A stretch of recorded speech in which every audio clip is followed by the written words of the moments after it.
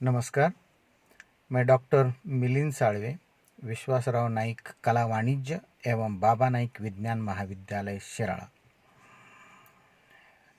प्रवासी साहित्य एक विचार, इस विषय को लेकर आपके सामने इस वेबिनार के जरिए उपस्थित हूँ.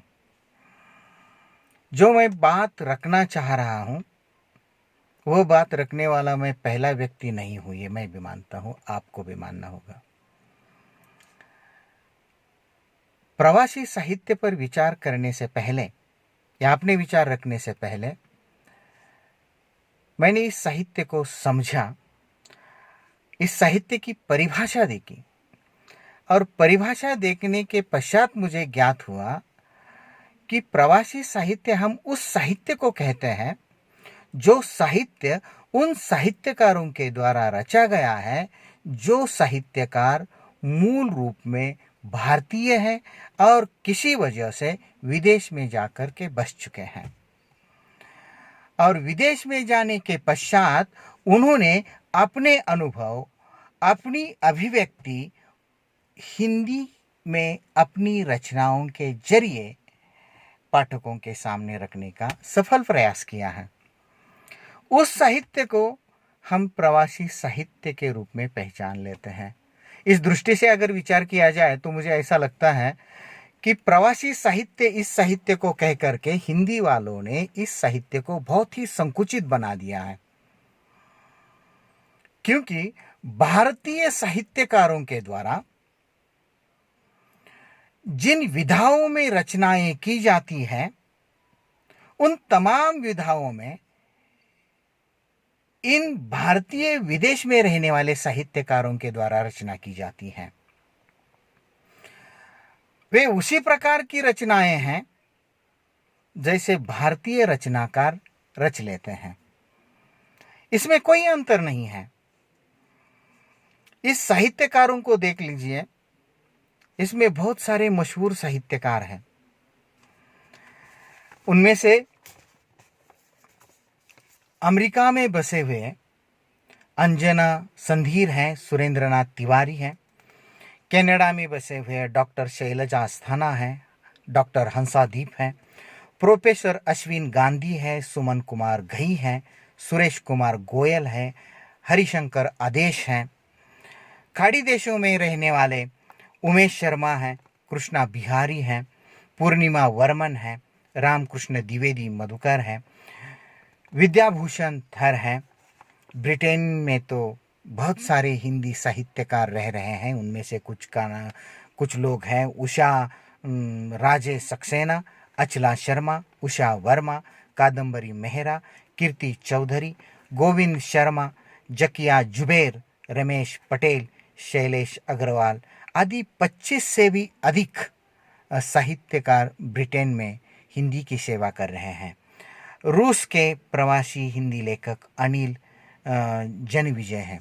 अब इन साहित्यकारों के नाम देखने के पश्चात या उनकी रचनाओं के नाम देखने के पश्चात या यूँ कहिए कि उनके द्वारा जिन रचनाओं को जन्म दिया है उन कुछ एक रचनाओं को देखने के पश्चात ऐसा प्रतीत होता है कि भले ही इन्होंने विदेश में रहकर के हिंदी साहित्य की सेवा की है, हिंदी भाषा में रचनाएं की है और उस वहाँ की भाषा का इन पर प्रभाव होने के बावजूद भी इनका साहित्य भाषा की दृष्टि से एक दर्जेदार साहित्य के रूप में स्वीकार किया जा सकता है.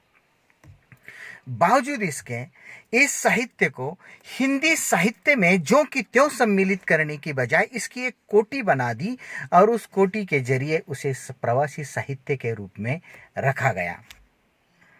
प्रवास हम किसे कहते हैं कि एक स्थान से हम दूसरे स्थान तक चले जाते हैं. इस बीच के अंतराल को हम सफर कहते हैं या प्रवास कहते हैं. वहां अगर हम निश्चित जगह पर पहुंच जाते हैं तो हमारा प्रवास समाप्त हो जाता है. अब ये भारत से विदेश जाकर के कई वर्षों तक वहां रह चुके हैं, बावजूद इसके साहित्य की दृष्टि से इनका सफर अभी तक समाप्त नहीं हुआ, वे सफर ही कर रहे हैं. यही प्रवासी साहित्य का अर्थ हो. दूसरी बात यह है कि शायद हमारे हिंदी वाले इस साहित्य को प्रवासी साहित्य इसलिए कहते हो, वैसे किसी की बात मैंने ये पढ़ी नहीं है, बस अपने दिमाग की उपज है इसलिए कह रहा हूं कि साहित्यकारों ने या विद्वान लोगों ने ऐसा सोचा होगा कि ये साहित्य भले ही भारत के बाहर रचा गया हो, लेकिन वहां से सफर करते फिर दोबारा भारत आ चुका है, इसलिए उसे प्रवासी साहित्य कहना चाहिए। अगर ऐसा है तो मेरा मानना है कि दुनिया की किसी भी भाषा का साहित्य, वो महज हिंदी का नहीं है, दुनिया की किसी भी भाषा का साहित्य है वह प्रवासी साहित्य ही होना चाहिए, कोई और नहीं। इसका कारण यह है कि कोई भी साहित्यकार अपनी कलम चलाने से पहले विचारों को माहौल से उठाता है, मतलब माहौल से लेकर के उसके दिमाग तक उसका प्रवास शुरू हो जाता है। दिमाग से कलम तक, कलम से कागज तक, कागज में पूरे तरह से विचार प्रस्तुत करने के पश्चात, व्यक्त करने के पश्चात वे प्रेस तक चले जाते हैं और एक खूबसूरत किताब के जरिए पाठकों के सामने आ जाते हैं। क्या ये साहित्य का सफर नहीं है? क्या ये विचारों का सफर नहीं है? खैर, ये भी बात छोड़ दीजिए। अगर प्रवासी साहित्य ही कहना चाहिए या प्रवासी साहित्य ही ठीक शब्द प्रयोग है, तो प्रवास किसे कहना चाहिए ये भी पहले हमें समझना चाहिए। उदाहरण के तौर पर देख लीजिए कि हर साल कुछ विदेशी पंछी बहुत बड़ी तादाद में भारत की यात्रा करते हैं। भारत में कुछ दिन बिताने के पश्चात वे दोबारा अपने निश्चित स्थान पर पहुंच जाते हैं जहां से वे आ चुके हैं। कुछ पंछी तो ऐसे हैं जो साइबेरिया से आते हैं, अमेरिका से आते हैं, कनाडा से आते हैं, रूस से आते हैं। उनमें से कुछ पंछी तो ऐसे हैं कि वे वहां से भारत तक हजारों मील का लंबा सफर तय करके भारत पहुंच जाते हैं, यहाँ कुछ दिन बिताते हैं और वापस फिर अपने कुनबे, अपनी निश्चित जगह पर, अपने मूल स्थान पर चले जाते हैं और वहां जाकर ही अंडे देते हैं। ना तो भारत में देते हैं, ना बीच में देते हैं। अगर इस पंछियों के सफर की तरह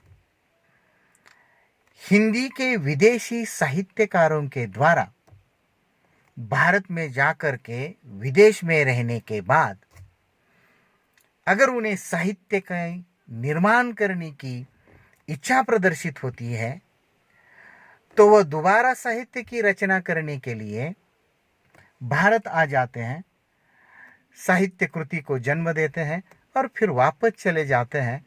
तो मेरी दृष्टि से इसे प्रवासी साहित्य कहने में कोई हर्ज नहीं, लेकिन ऐसा होता नहीं है। दूसरी बात यह है कि जिसे हम प्रवासी साहित्य कहते हैं, पहले ही कह चुका हूं कि साहित्य एक जगह पर टिकता नहीं है, वह तो लगातार प्रवास करता रहता है।